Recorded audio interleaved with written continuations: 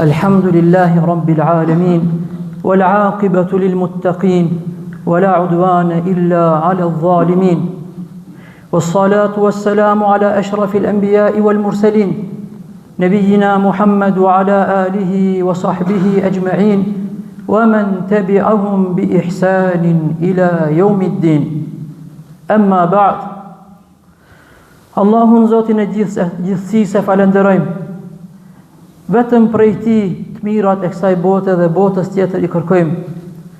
Salavatet, selamet, më të mira tonat Muhamedi sallallahu alaihi wasallam dhe të gjithë atyre që rrugën e Tij kanë ndjekur, ndjekin dhe do të ndjekin dërgojmë. Të nderuar vëllezër, falenderojmë Allahun subhanahu wa taala për mirësinë që na ka nderuar. E gjithë neve këtu për me ndëgju fjalët e Tij na ka të bu. Nga se në që këto qaste vëllezër, ka njerëz të cilët edhe se kanë dashur të jenë mesin ton, mesin e vëllezërve të tyre diku në një xhami, por nuk kanë mundësi. Dikush prej atyre është në spital, dikush prej atyre është dikund i penguar, i lidhet me ndonjë problem. Po të nderuar vëllezër, problemet janë sprovat tona, që ndoshta fillimin e këtyre sprovave e problemeve është ndoshta ndonjë gabim. Sot në botë ekzistojnë më shumë se 1 miliard njerëz të cilat kanë probleme se shkojnë në punët e tyre, nuk kanë probleme shëndetësore në anën fizike që shipa, por nga ana shpirtërore. Alhamdulillah, që Allahu subhanahu wa taala pasi që kemi ardhur, ne jemi të më thënë të nuk jemi të sprovuar me këtë sprovë. Të nderuar vëllezër, është e vërtet se një numër i madh i problemeve fillojnë prej një gabimi të vogël, që vazhdon pastaj njeriu se ne kontrollon veten, nuk mundet me pasru veten, nuk mundet me qetësu veten e tij duke menduar për të kalumen. E mendon se si e bona atë gabim. Ndoshta hin depresion, nga ona tjetër ka frikë se a dhe ta paguj vet atë kosto, ose dhe dënohem në këtë dunja, ose dhe dënohem në ahiret. Që ky meditim vëllezër për të kalumen dhe friga për të ardhmen, ja prishin njeriun aktualitetin e kohës kur ai jeton. A ka dikun që mundet njeriu më u liru prej këtyre problemeve? A ka dikun që më shku njeriu me marr garancë prej Allahut subhanahu wa taala që më thon ja Rab, du me fillu prej zero. Mos me gabu edhe një herë, po vëllezër. Ajo është në haç. Me shku në shtëpinë e Allahut subhanahu wa taala. Me shku duke thonë labbaik Allahumma labbaik, tu përgjigja Allah, tu përgjigja thirrjes tënde. Të nderuar vëllezër, po që se i shohim haxhilerët të cilët janë kthy vitet e kaluara dhe i ndëgjojmë se si janë kthy, asnjë prej atyre nuk është bërë pishman se pse ka shku në hax. A e dini pse vëllezër? Se ata i kanë shiu 3 gjëra. Ata i kanë përjetu 3 gjëra. Gjëra e parë që ka është vëllezër, këta janë dobit e haxhit, është e kaluara, sikur se thash që i brengos njerëzit. A ka mundësi dikush prej neve më u kthye edhe një herë me e kthyat datlindjen e tij, vitet e tij? Nuk ka mundësi. Mirë po Allahu subhanahu wa taala ka mundësi. Ka mundësi gabime që i ke bë të gjitha me t'i fal. Kjo është një prej arsyeve që njerëzit kthehen prej haxhit, se e ndin se janë të lehtësum. Thot pejgamberi sallallahu alaihi wasallam, men hajja, kush e bon haxhin, walam yarfuth walam yafsuk, dhe nuk ka bo atjene, më thënë, punë të këqija, fjalë të dyta, dhe nuk ka bo mëkate të ndaja, kthehet sikurse të kishte lindur prej nënës së tij. 0-0, pa asnjë mëkat. Edhe njeriu e ndin ashtu sikur se e ndin mëkatin, po e ndin edhe faljen e Allahut subhanahu wa taala. Po të nderuar vëllezër, në Kabe kur ti shkosh në shtëpinë e Allahut subhanahu wa taala, e ki premtimin pe pejgamberit sallallahu alaihi wasallam, po që se e kryen këtë udhtim të jetës si duhet, që në fakt nuk ka mundësi ku me shku në një vend tjetër, asnjë vend nuk ta garanton që të kthehesh i relaksuar, por haxhi ta garanton. Dobia e dytë vëllezër çka është aktualiteti, që njerëzit me të vërtet një prej shkaqeve që i streson është se si me rujt sukseset. ose si me i të i kalu krizat.